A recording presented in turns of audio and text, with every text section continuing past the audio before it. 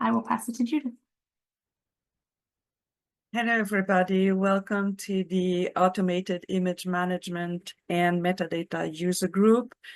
This is from the BINA organization in partnership with the Quarep Blimi organization. We have the land acknowledgement slide in front of you today. I'm just going to add a slightly different flavor to this. So I'm asking you today to have a thought for the families and friends of the 14 women who were killed on this day 35 years ago, just because at the Montreal Polytechnic School, just because they were women. So I still seek to provide a welcoming, engaging, and safe community for everyone.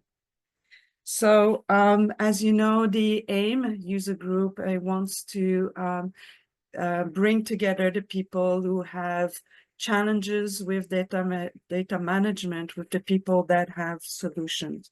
So in today's presentation, we have Sean Mehari and Antoine Borensteins from the Allen Institute for Cell Science, and they're going to present to us the Biofile Finder tool, which is designed to improve microscopy data sharing and exploration. Sean, Antoine, welcome to our group. Thank you for joining. Thank you very much for the invitation. Let me share my screen. Okay. I think it should be working, but let me know if it's not the case. It's great. good. Thank you. So once again, thank you so much for the invitation and allowing us to talk here. You said everything, so I'm going to get straight into what Biofile Finder, or BFF for the snarky name, is, and how it can help you explore data and share your microscopy data better. So as we all know, microscopy data sharing is a complex problem. The main difficulty is that increasing the data accessibility always comes at the price of increasing the data preparation complexity. What I mean by that is that the simplest way to prepare and share data is to just load it on a drive and give it to a coworker. This is probably the worst thing you can do if you want to have a good data accessibility. So traditionally, what a group who wants to share their data have done is that they put on an online repository their data accompanied by a describing CSV containing metadata associated with the experiment and the images. The difficulty with this approach is that accessing the data is often done through some programmatic ways that discourage a lot of wet lab scientists to access it. And so, of course, the data accessibility is then limited. The state of the art to solve this problem, the state of the art in data sharing, is to create dedicated websites for your data, similar to what the Allen Institute for Brain Science have done with their brain map, or to upload your data in dedicated websites such as IDR. The problem here is that not every lab has the expertise or the time to create a website dedicated for their own data, or to prepare their data according to in a compatible way to Image's data bank website. Today, we want to show you our new tool, Biofile Finder, that increase even more the data accessibility, since it allows users to query the data through any imaginable way. And I'm going to spend the next couple of slides demonstrating that to you. It also decreases the data preparation complexity to bring it on par to the exact same level of just putting your data online with a describing CSV. So I told you that BFF decreases the complexity of data preparation. For BFF to work, you don't need to upload your data to BFF. Your data can live online or even on your personal hard drive. All you have to upload to BFF is a CSV describing your data. This CSV is organized so that every row represents an image. And there is as many columns as you desire, and the columns are all the metadata associated with that image. and you decide the name and number of each annotation. The only requirement from BFF, and you will see that it's important, is that there is one column in your CSV that's named file path to just tell BFF where to find that data. So once again, all you have to upload to BFF is a CSV with one row per image and as many columns as you want. So how does that work once you have that CSV? Here is a view of BFF. So what do you have to do to upload your CSV to BFF? You see this button here, blue button plus add. You just click that button, so I'm doing it now, and it's gonna pop up a menu to say new data source. I'm selecting that, and I'm selecting which CSV I want to upload. I'm opening it, clicking load, and my data is loaded that fast. So this actually, what I've done here, just so you know, is all the metadata, and I can interact with actually, it's a 16 terabyte data set that I just uploaded to BFF. So let's see what we can do with that. Great. Oops. I want to first show you and describe BFF a bit more. Here is BFF with data loaded. What you can see already is that it's actually not a separate app, but it's a web app. So you don't have to download any app to use BFF. And BFF is divided in 3 windows. Let's go and explore them one by one. Front and center, you have your data as a table for the moment. This will change very soon. You will see how we can reorganize and organize better in an easy way.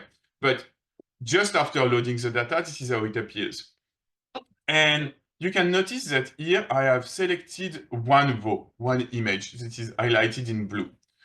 What that does is that it does something on this right window. On the right window, you will have first a snapshot of a preview of the image selected, and then on the bottom, the complete list that's scrollable of all the annotation associated with that image, all the metadata of that image. And finally, on the left, you have a query tab in which you can group by, filter, or sort through every metadata and combination of metadata you can dream of. So let's see how you can use it.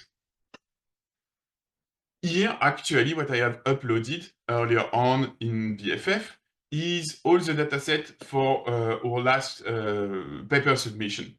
I know that in this paper, we have numerous experimental conditions, and each experimental condition is run on different cell lines that correspond to different GFP tagged genes. What I would like to do is to organize my data by experimental conditions and then by tagged gene. So all I will have to do is use this query tab, and I will use this group by function here. Let me show you. I'm going to go select group by, and here I'm using the experimental condition. I'm clicking here, and as you can see, it reorganizes the data instantaneously as folder with all the experimental condition. I'm going to open one of those folders so you see. Inside that folder, here I'm selecting one folder named 3D Luminoid EMT, it's just for this paper. And here I have all the images corresponding to that experimental condition. Here I have 133 files in that experimental condition. So that's cool, but as I was telling you, I also would like to see the different genes, tag gene in those experimental conditions. I'm going to use the group by function again and select genes. I'm doing that now. And now it created subfolder with all the genes I have in this experimental condition. And actually, if you open the other experimental conditions, there is also the genes of those experimental conditions. What I can do now, so it's good, I organize my data in a certain way, but can I view my data? I'm going to show you how to view your data with BFF and an external tool that we made as well, an accompanying tool. So I'm selecting, once again, you see it's highlighted in blue. I'm selecting one image, and then I'm going to click this button here, Open File. And if I click on Open File, I select a way to open that file, and it's opening, I'm pausing the video, so this is not real time anymore. What it did is that it opened another tab on my browser. That tab is 3D Web Volume Viewer. It's an old name, we renamed it Vol-E now, but it's an interactive web-based image viewer. I'm going to go back to playing it live, but before I play it live, because I want you to appreciate how fast it responds and how fast you can interact with your data. Here, what I'm loading is a 33 gigabytes data that's not on the hard drive of the machine on which I recorded this video. And you will see that I will be able to change the visualization from a max projection to a volumetric, and I will be able to rotate the object. Let's see that. So I'm loading this 32 gigabytes image, which is actually a 3D time lapse. And so I'm moving to volumetric, I'm zooming, I'm rotating the object. I can change some display intensity for each channel. I can rotate again, zoom. I can crop the object, rotate it, and here, because it's a time lapse, I can even play the video through time. Oh. Great. So this is the core functionality of BFF and the accompanying volley viewer. I want to show you now more functions of this tool and what we can do with it. Let me pause that video.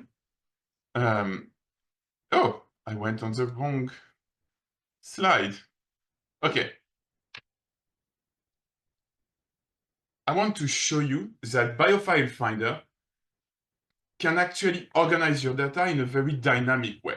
What I mean by that is that you can reorganize your data as you please at any given time. And you can organize it using all the metadata fields in your dataset. And then I will show you how to share data through Biofile Finder. So let me first show you how you can dynamically reorganize the data. So here we find your data as we left it, organized by experimental conditions and then by genes. Now I'm wondering how many different camera exposure time is there in my dataset. So what I'm going to do, I'm going to use the group by again and select exposure time. Once again, the name is what I have defined in this dataset, but it can be the name you define yourself. But before I'm looking at that, I'm like, actually, here I opened and I looked at all the genes present in this experimental condition. But I'm wondering how many genes are present in this whole study. What I could do is open one by one all the folders of all the experimental condition and look at it. But there is probably a smarter way. And to do that, I'm going to use the roam back function, and you see that there is first experimental condition, then gene, then exposure time here. What I will do is that I will click on gene and move it at the top of the list. And you will see it will reorganize the folder structure. I'm doing that. I'm selecting gene, moving it back up, and now it put first all the folder for all the different genes present in gene tag present in that dataset. And inside them, here you will see experimental condition and then exposure time. I'm playing it just so you see. Great. And now I can do this. We asked my question how many exposure time was there in this dataset, and I'm moving exposure time on top of the list. And I see there is only one exposure time in this dataset, which is good because that's what I was hoping for. Okay, so you've seen the power of the group by function in BFF. But what we can do also, as you remember, there is many experimental conditions in this dataset. Maybe I want to work with just a subset of this dataset for just one experimental condition. Here, what I can do is I can use the filter function. So I'm going to click on filter, and I'm going to filter it by experimental condition. I'm clicking there, and I'm pausing the video. Here it opens this menu with all the different value of experimental condition. And I'm going to here select just one, 3D humanoid here. And you can see now, if I move experimental condition to the top of the experimental condition, the group by, it shows only the result for one experimental condition, just what I filtered it for. So that's interesting. Let's now see, now that I worked up my data set, how could I share it? How can I share data? I want to show you two ways to share data through BFF. So first one, let's say I'm opening for this condition and this gene, I'm opening the content of the folder. And I'm selecting a couple of those images. So I'm going to select the images. You will see them highlighted in blue. Great. What I can do now, I'm pausing the video. You can right-click on it and generate a CSV or a JSON or a Parquet file describing all the metadata and the link to this data specifically. So I'm right-clicking, save metadata as, I can select CSV, and then I can select, do I want to generate a CSV for just a subset of the metadata or all the metadata? I'm going to do all by clicking the select all. And then all I have to do is click this download button, and you see that it downloaded a CSV describing exactly all this data. And I could send that CSV to anyone in the world and share data like that. But there is a more modern way in BFF to share data. We are making use of the fact that BFF is a web app. So what I'm going to do, I'm pausing the video, and I want to show you, after I describe, I want to show you live how fast it works. I'm going to copy the content of the address bar. And then what I can do is that I can send that data to someone anywhere in the world. They would be able to just paste it in their browser, and they will land on BFF with the dataset I want to share open and filtered exactly as I did. So let me show you that. I'm copying the content of the address bar now, and I'm closing the tab. I'm opening a new tab, and I'm pasting the content, and it opens BFF, it loads the dataset, and it opens it exactly as I had selected it. So that's a really unique way to share data with collaborators everywhere in the world. And what I want to show you now is that this modern way to share data also applies to a viewer. So let me show you that. Okay, so let's open a movie in our viewer. Once again, we just have to select a movie. Here, click on the Open File button, and it loads our viewer. We load the data, and once again, this data is interactive. Okay, it loaded my data. That data is interactive. I'm moving from max projection to a volumetric projection, a volumetric view. I'm rotating the object. I'm going to crop the object. I'm going to change some display intensity for specific channels. And then I'm going to reorient the object and zoom a bit. And now I'm thinking, okay, this is a good view, and I see something that I want my collaborator in Brazil to see. And I want them to have access to the full movie, but I think they should start by looking at it exactly like that. So what I'm going to do is that I'm going to use this share button here, and it's going to generate a URL that I can copy and then send to anyone. And you will see I'm going to close the tab, open a new tab, paste the address, and it's going to open my data exactly in the view that I left it. Let me show you that.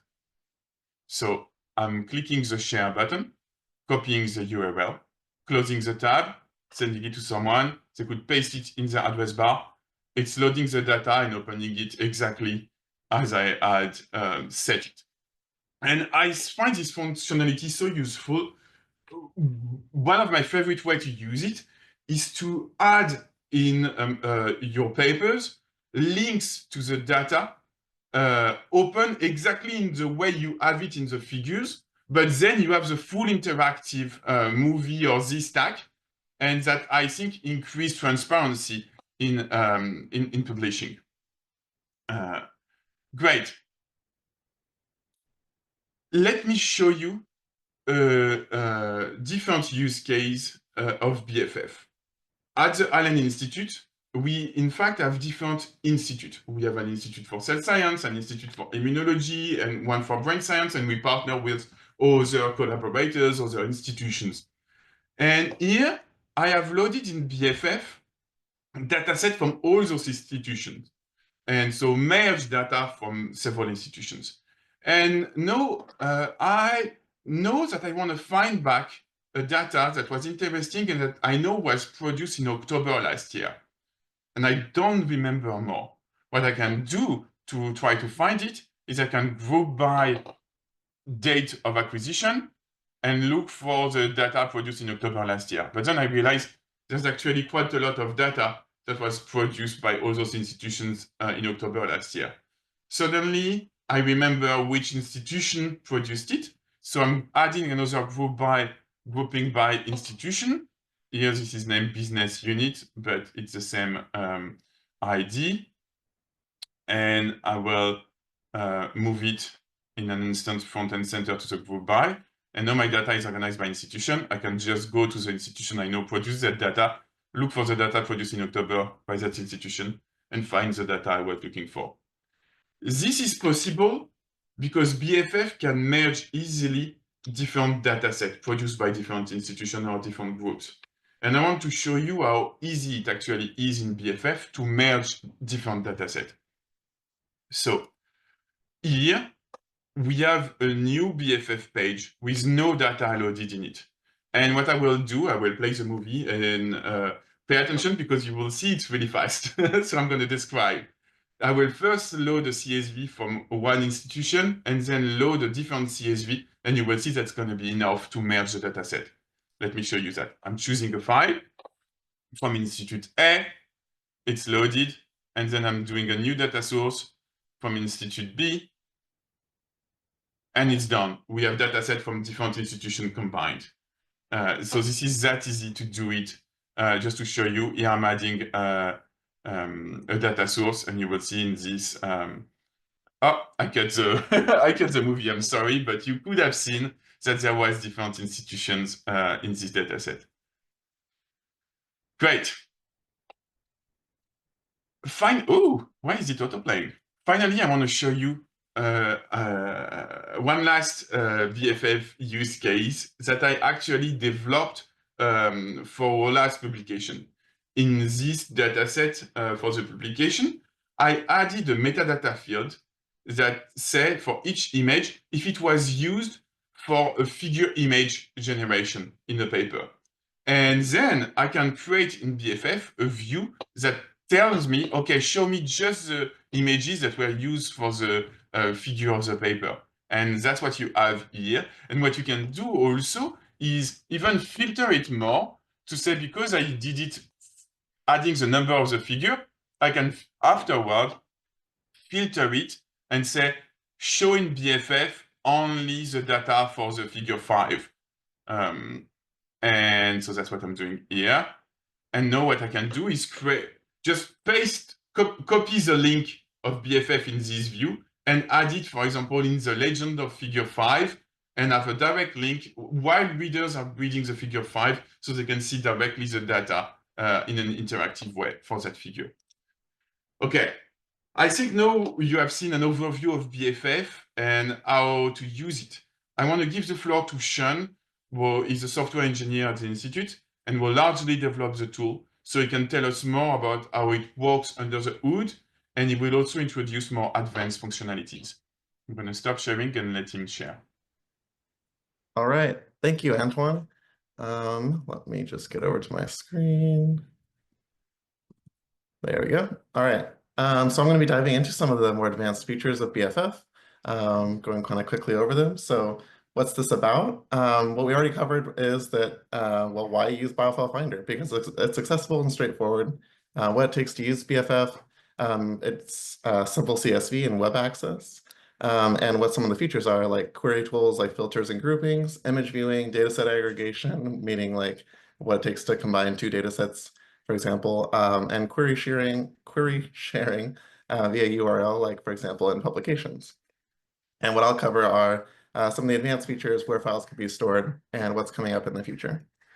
So one of the first features we'll talk about is column definitions. And so what you're seeing in the top left here is an accessory CSV. So this whole time we've been describing BFF working with just one CSV input into it.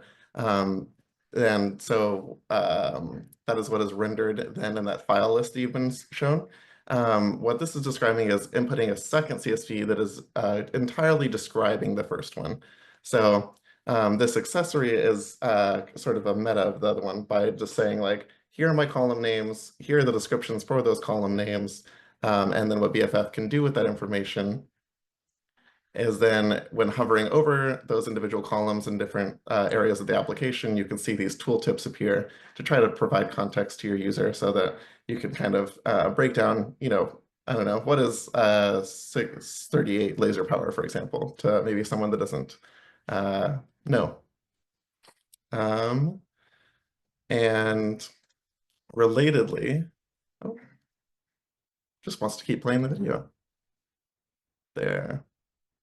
Okay. So relatedly, in the accessory CSV, you can also provide the type. We're adding additional types at the moment, but one of the types that is most relevant to you right now is this open file link type.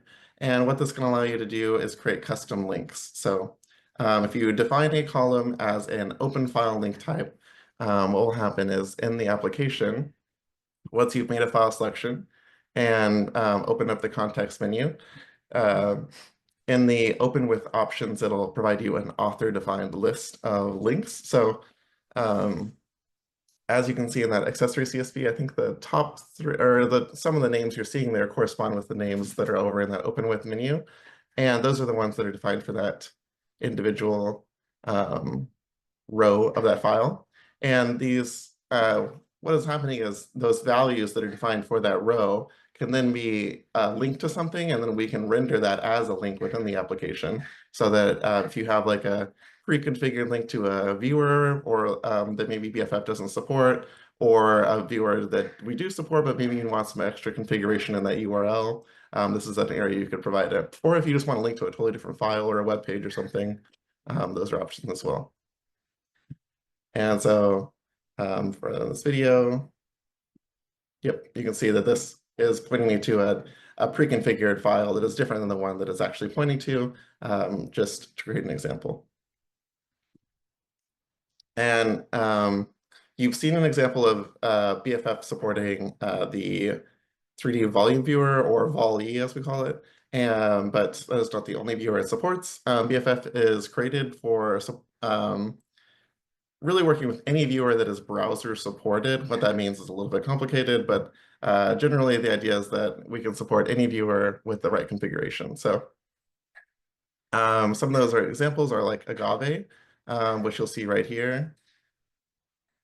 So what's happening is Agave is a desktop application. So BFF is asking the browser to open Agave and show that image. And why that's useful is a desktop application allows us to be able to use local files, so files that are on our actual file system or on a hard drive without having explicit permission. Another example of another viewer we support is Simularium, which is for showing 3D simulation trajectories. So right here, you'll see that I've opened Simularium, and it's going to go through that simulation. We also support NeuroGlancer, if you're familiar, and in the future, we plan on supporting things like Kitware, a medical viewer, and trying to integrate ImageJ/VG. So we also support thumbnail previews. I saw some questions about this, and so there's two ways that thumbnails can be provided in BFF. So you're seeing a snippet of that top right corner of BFF right now, and that is what you're looking at is an automatically generated thumbnail. And where that's coming from is in that CSV, we have a file path, right? And we've not provided a thumbnail value for it. So that means that BFF has nothing to reference to show in that slot. So because this file is a ZAR and it's accessible to us, meaning it's a real file somewhere on the cloud that BFF can access, we can generate that preview automatically. How we're doing that is we're selecting the lowest resolution image from that ZAR at the lowest time and channel in the middle of the Z dimension. It's all relatively arbitrary, just trying to show something that's visible. And then the pixel intensity is normalized, otherwise it's sort of, dark. And similarly, if the image is a PNG or a JPEG, then it will automatically just render it. But that is not the only way. You can also manually supply thumbnails. So in this other row, you're seeing a CZI. So a CZI, we don't support automatically creating a thumbnail for us, so we've provided one. And this is just an example of a fake file path, but it is then rendering here as this little preview of a colored, you know, slice of cells. And so you can put any thumbnail preview you want there. It doesn't even have to represent the file necessarily, but this is a way of providing some sort of pre-configured thumbnail, pre-generated ahead of time, if you want specific coloring or you know, any other reasons you might want your own control over the preview. And just reference, this is the same image. They're just, you know, colored and, you know, shown differently with the pixel intensities. So yeah, and why that's kind of useful is we can also show a thumbnail gallery, right? So we can take those previews and instead of showing you a file list, we can render a gallery of the thumbnails. You can use this for quickly comparing different files at their preview level. Or, you know, maybe just for eye candy for your publications if you're linking out to something. But I think that is pretty cool to check out. And we also support sort of trying to enhance that collaboration between programmatic and non-programmatic users by providing a programmatic export of your query. So what you're seeing in this video is me, is me building up a query. So I've added 2 filters. And then I'm going to go into this, just will not start. I will go down into this little menu, click code snippet, and it's going to show me a little snippet of code for installing what I need to in order to use this code and the actual code it takes to run it. So you're seeing that it's telling me to, what's happening is it's going to build up this pandas data frame and it's going to mirror exactly what I was seeing in that file list. So just a way of, you know, capturing what we're seeing and then being able to use it in like a Jupyter notebook or some other way. So if you want to generate figures or something, you can take that out of the application. So another feature is that we support multiple metadata formats. So what this means is we've been talking about this dataset descriptor, this thing that you're giving to BFF to upload, right? That is the dataset itself with the columns and that are what your data represent, and then the rows themselves, which are the individual files, right? And we've been talking about that as a CSV, but that is not the only metadata format available. We talk about it because it's the most readable and it's non-programmatically readable and writable and widely supported. What I mean by that is, you know, like Excel can write it, for example, and if you open it in like a text editor, you can technically read it. But we also support things like Parquet files, which are basically optimized CSVs. So they're just compressed, read optimized, so they take up like a smaller footprint, you know, if you're concerned about storage. And then we also support JSON, just as a bonus. We don't really have a use case for it right now, but if you like JSON, it's there. And then we'll get into a little bit of where files can be stored. So we've been talking about the data set descriptor, so that CSV I just mentioned. That can be stored locally anywhere. So the way that works is, you know, if you're handing BFF a file, if it's somewhere local, then you're going to be telling it where it is. So it can be technically anywhere. It can be on a hard drive, a NAS, a network attached storage, your actual computer, you know, any of those like local locations. Or it can be on the cloud. So like Dropbox, Google Sheets, Amazon S3, or whatever Google's is. The only condition there is that it must be accessible to the user without explicit authorization. So what that means is, for example, you can have like a private Amazon S3 bucket. So it can be only accessible to you as a user. The condition is that when BFF goes to look for that, it needs to not be able to like physically have to input a password.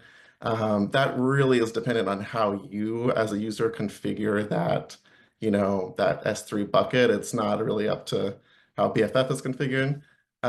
So the options really are just dependent on where you're storing that file.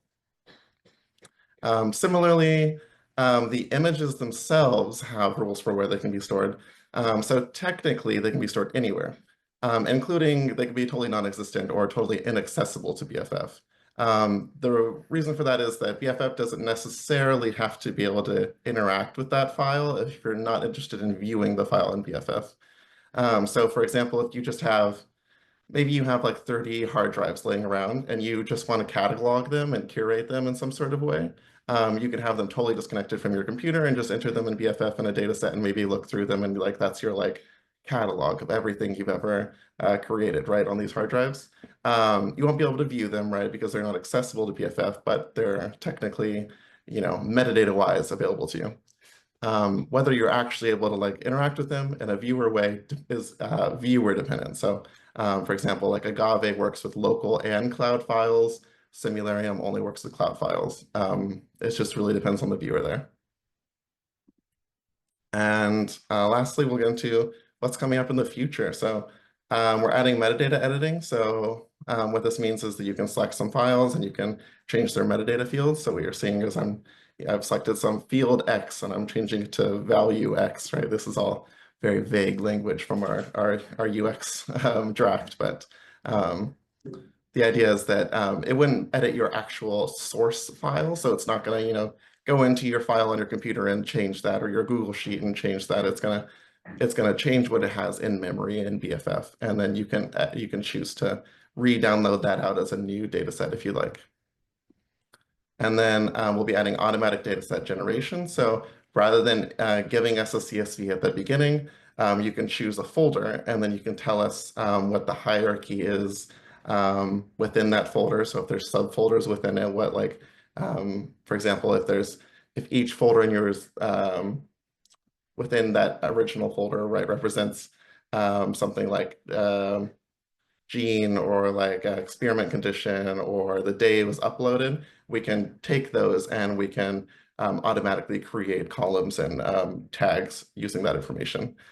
Similarly, you could tell us information about the file path. So maybe you encode the date or like who imaged something within that file path, and we can take that and use it to build up a data set. And we're also looking to maybe do some cool automatic metadata extraction using some of the ML or other tools that we have available to us. And then sort of like a future moonshot that we're trying to look for is being able to do some UI-driven file processing. And so what this would mean is working with some sort of cloud provider to be able to use the UI, so that you're seeing in BFF, to actually drive some otherwise entirely programmatic file processing. Like, say, for example, what you're seeing in this kind of example is a CZI being converted to a ZAR. So, you know, you could just click, I have these 20 files. These are the conditions that I would like them to be as a ZAR, and then that will be sent out, and then you can download them back. And this is all with the goal of BFF being a one-stop shop for dataset curation. So we have an open source dataset page. I've shown you that we're trying to add the ability to edit metadata. We have lots of different options for metadata formats, adding more and more viewers over time, and who knows what else. That's really dependent on like who comes to us with features that they feel like would enable their usage. I hope by now I've convinced you that it's fairly accessible as an application, that it's quite simple in a good way, and that it's rather versatile as an application. It can suit multiple different kinds of use cases. Please, we want you to use this if you'd like to. Your feedback is very welcome. I am more than open to critique. Please do send us any sort of feedback you have, if you have any. So within what you're seeing right now is where to submit this within BFF. I've also provided my email here. If you'd like to email me directly, feel free. And that is pretty much everything. Thank you. Excellent. This is very exciting. Thank you, Antoine and Sean. Thank you, everybody. Yes, look, the chat has been very active. I'm unable to keep up. I know some questions were answered and some were not. So please, anybody, comments and questions for Antoine and Sean today, please go ahead.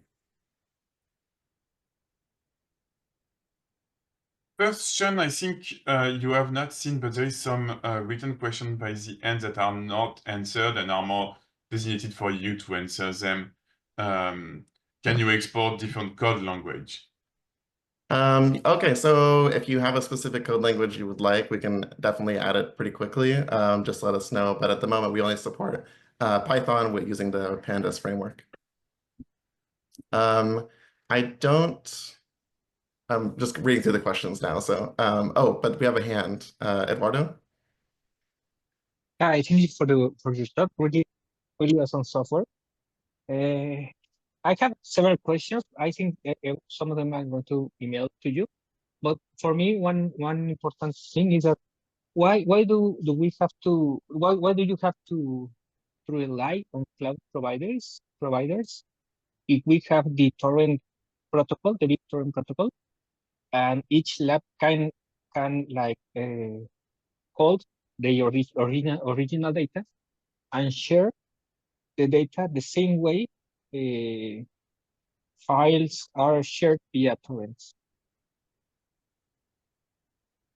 I'm not sure I'm grabbing your whole question, but is it you're wondering like why we have to use cloud providers when there's other ways of storing a file, like for example, if you have already stored them on like a local server?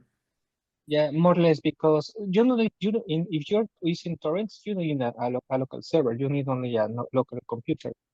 But yeah, that's part of my point, because generating image data also is associated with increasing storage cost. But if a lab or a facility already has an investment, sorry, in data storage, they can use only your program plus a BitTorrent protocol, and they can share the files like really easy, really direct. In case someone else is not aware about the BitTorrent protocol, it's the same protocol that it's used for piracy.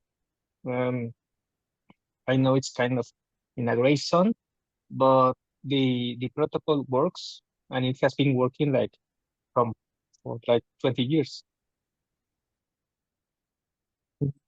Well, so the reason that we talk about cloud in general with this is just that there's some viewers and some sharing capabilities that are only accessible to us in a cloud format. So some viewers only are web viewers, meaning they're not pulling anything from your file system, so they only work with the cloud, and that's why those are limited in that way. So BFF isn't necessarily adhering to cloud only in any sort of way. Like you can definitely use it if you only have local files or a local NAS server or something, but it's limiting what your options are if you're cloud only or local only in any sort of direction. If you are local only and you have want to view them, for example, like our only supported viewer right now is Agave, which I believe only opens OMI TIFFs and OMI ZARs. But this is a developing product first. And also, even as of today, if you had your files stored just locally and shared with torrent, you could still share the CSV and have people interact with the data with BFF as we shown, and then create a sub CSV in the way I showed you earlier, and just use the file path with the way you stored that file to open it in a different ways if you want to use browsers that are not making use of cloud-based storage. So this is one of the limitations, but you still can use some of the functionalities. Yeah, thank you, and awesome, really awesome work. Thank you. Katrina, you have a question? If nobody else wants to jump in, I will ask a couple of questions. Some of them were also reflected on the chat. So first of all, I want to just try to understand a little bit more. So basically, let's say that there is a use case in which a facility has a lot of files somewhere, and they already have solved the storage issue. And this could be used as a way for keeping track of where all the data is. How can they then, let's say, for example, let's say I have a bunch of files that are all disorganized, And then I have to create the CSV file.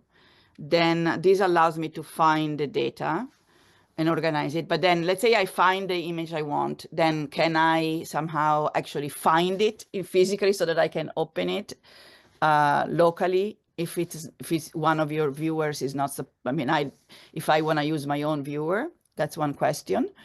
Because I'm trying to understand how, so this is not really because I mean, if you don't have a storage, this is the question. If you don't have storage, this tool does not provide storage. You have to have your images somewhere, and this helps organize them. Okay, so it's not importing data. It's just creating a thumbnail. Okay. That's one set of questions. Let's say the use case of a facility that wants to organize data that has been there for a while and doesn't know how to, what is what. Okay. The second use case is, a lot of people have pointed it to, is the Homero use case. A lot of people are using Homero. This could provide a powerful way of doing that. Some of this functionality are in Homero, others aren't. In the CSV file that we are uploading, can we have a URL to an Homero server? So that's, let's say, the easy initial question. I'm sure there's going to be tons of other technical aspects, but yeah. So these are my general two questions. One is for a facility that doesn't have Homero, and one is for a facility that has Homero. You can definitely provide a link to Homero as a server. I'm not familiar enough with Homero to understand exactly if that would, how that would provide, or you can provide any link you want. I'm just not sure exactly what that integration is going to look like. I'm not sure if that really answers your question. Well, Maybe Will has an answer, actually. I mean, yes, of course you can provide an URL, but is it going to allow you to actually create it? I mean, I guess there is a lot of technical aspect that I have to figure out. I started looking into this a little bit. So actually, to generate the CSV on the fly from a project of images or a data set of images is pretty straightforward. So I guess the main questions are about permissions. So to overcome the permissions issue, so if you're logged into your Homero server, you can access your images, but when BFF tries to access them, it won't have all the credentials in those requests. Right.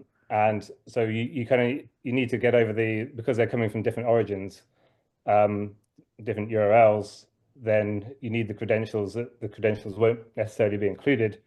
So the way I've solved this with a couple of other web applications that I've plugged into Homero is by hosting the external application and kind of serving that from the Homero web interface, so that it actually is under the same location. It's the same host as Homero. And so I actually just tried that with BFF the other day, and yeah, so it didn't work for some reason. Obviously, it's a complex application. It's making a lot of requests, and there's a lot of files that it needs to load. And obviously, some things are just not being served in the same way from the way I was serving it from Homero. So something was not quite working there. So that's I don't know. That's probably something that can be solved in some way. So I was just trying to use Homero as a kind of a proxy, just to load the original files from BFF and serve them from Homero. There's probably other ways we can do it, like actually to build, to have a whole copy of BFF within the Homero web application or something like that. The viewer. Yeah, so there's probably a bunch of ways to work around that, but at least serving the data from Homero as a CSV and generating the links to thumbnails and generating the links to open the image itself in Homero, that's pretty straightforward. Thank you. If I may add, thank you so much for that answer. I want to say also, yes, I'm so glad that there is like excitement to integrate all the community tools. But as you said, it's going to require some work. And I think we're all excited to have this discussion and see what the future will bring. But as of right now, I think there is ways around to work with data in Homero in BFF, because you can have your CSV, and what you can do is that you can still, have all the query that BFF allow, make that query, and then what you can see is that in BFF, if you're wanting to just look at a couple images, on the right column where the preview would be, you have all the information, all the metadata, and if you have an Homero link, you could just copy that and paste it in a way that allows you to view it if you want to view a couple. But then if you want a programmatic access, you can parse your data in BFF, create a CSV of just the parsed data, and use that CSV in a programmatic access that is compatible with Homero as we develop a more integrated way. I think this is a solution, like a band-aid solution right now. Thank you. Yeah, thanks. Kia, go ahead, please. Hi, yeah. So I had a question about the programmatic access, because it seems like the code snippet is just downloading a versioned CSV file that's like a manifest of all files on BFF. Is that correct? The snippet what you're seeing is the snippet is accessing the CSV that already exists. So it's connecting to that data source that was input to BFF, and then it's going to output an in-memory interface of that same grid that you're showing that file list. So it's not re-downloading anything to your system unless that CSV lives in the cloud, in which case it'll need to pull down that information. So it's just accessing one of the CSVs that you uploaded. It's not like creating a whole manifest of everything that's on BFF. Yep. And then you could use the Pandas interface to download one if you'd like. Right. Thank you very much. Are there more questions? I actually have one. What happened with people that have plate images? So I found out that we have the thumbnail gallery, but can the thumbnail gallery be used to visualize, for example, a plate of in the context of high content screening data? Oh, no. I've never thought about doing that. That sounds cool. We should do that. No. Antoine, thoughts?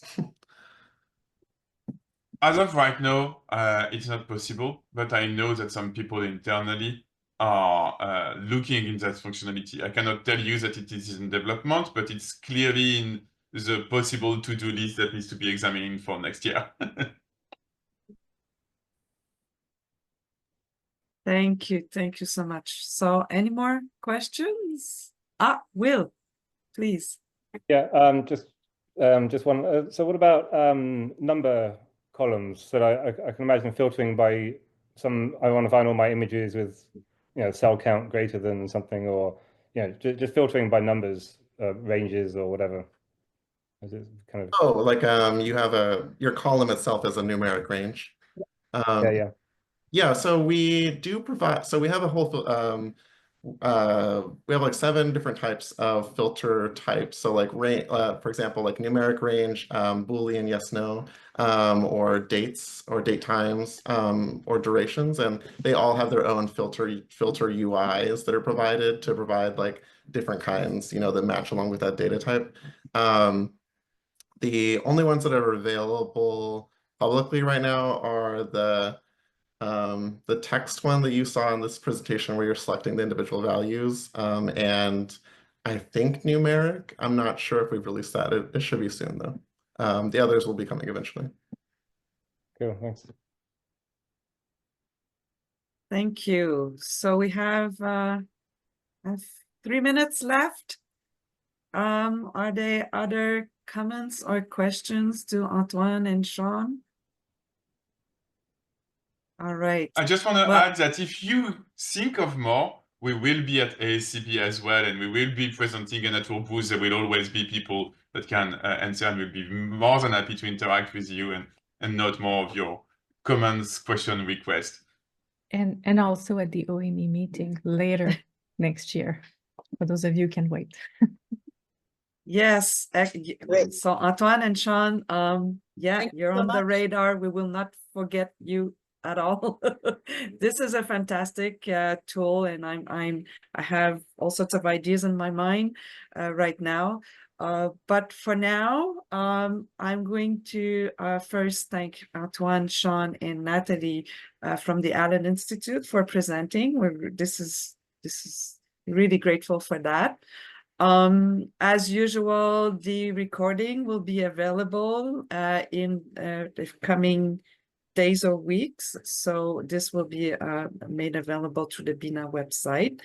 And please consider joining us again for the next AIMM meeting on February 7th, if I'm not mistaken.